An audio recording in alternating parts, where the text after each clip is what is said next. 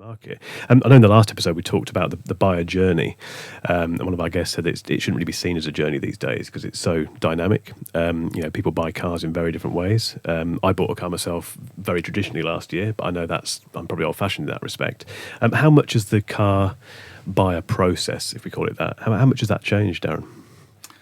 I think in the digital age, it's as easy to buy a car as it is to order a pizza now, isn't it? But that doesn't mean that everybody wants to do it that way. And I think, yes, there's a certain part of the marketplace that are comfortable to buy a car online and they will complete the entire process done that way. But that's a small and growing part of the market at the moment.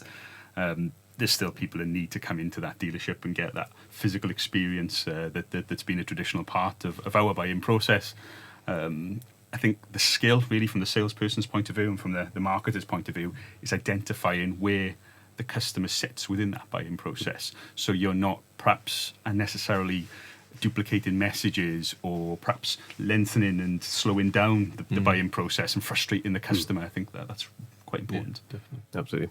I think the buyer comes to you with a lot more information than they ever used to have. So it's very often that they don't need a salesperson in the process. They need really a facilitator on their, we're not allowed to call it a journey yet, but on their journey of purchasing. You can still call it a journey, it's fine. It's not a banned word.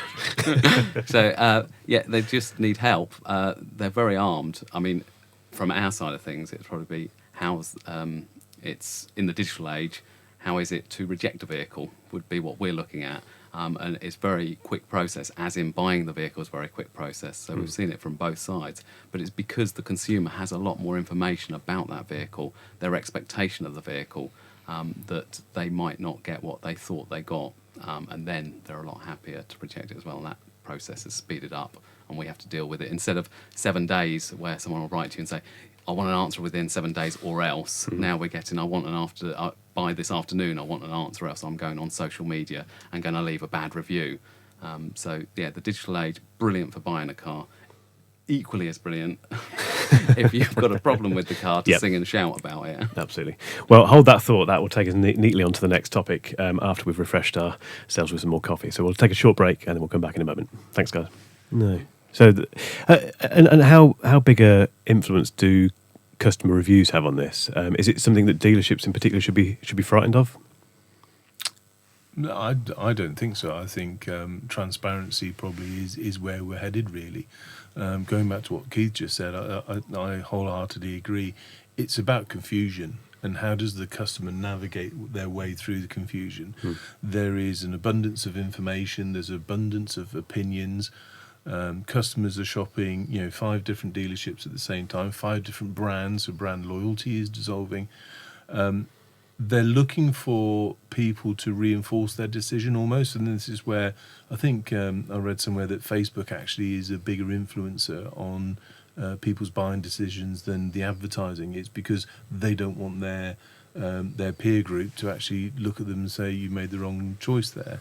So customer reviews, friends, family and so on, people are almost, because they get so confused, because they don't know how to navigate through this digital journey, they are depending on people they trust. And going back to what I said earlier about Kia, if you've got independent customer reviews, then it says you can trust us, and that's what I think people will be driven more to those sort of businesses than the hard sell, I've got a deal for you type operations. I don't think people are necessarily looking for deals now. They're looking for, are you the right? I can choose what vehicle and how I want to buy it.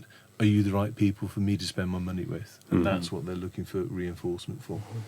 I guess that's how they enter the showroom at this stage, isn't it? Quite often they've done that research. They've read customer reviews.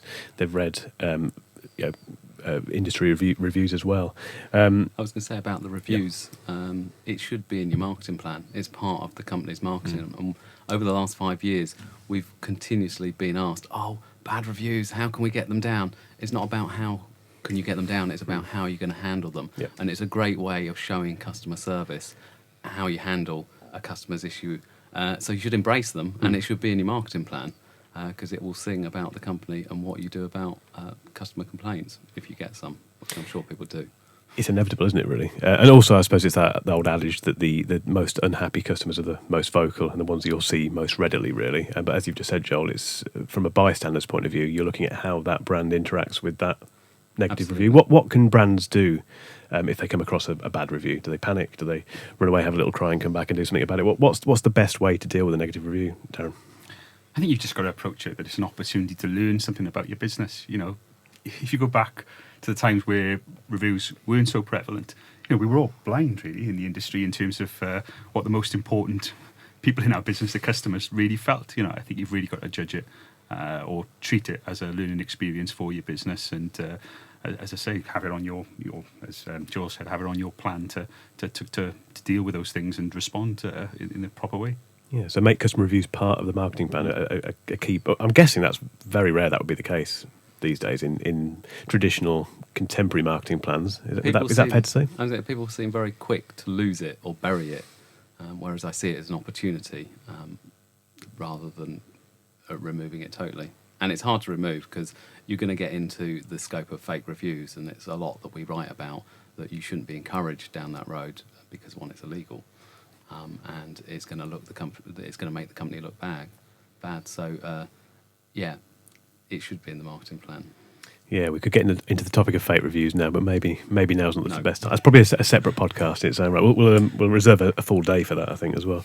What do you think, Keith, in terms of customer reviews? Is it something that's driving the industry, and does the industry need to react differently to those reviews? Yeah, again, I guess we're fortunate. We work for great brands, so we seldom get bad reviews.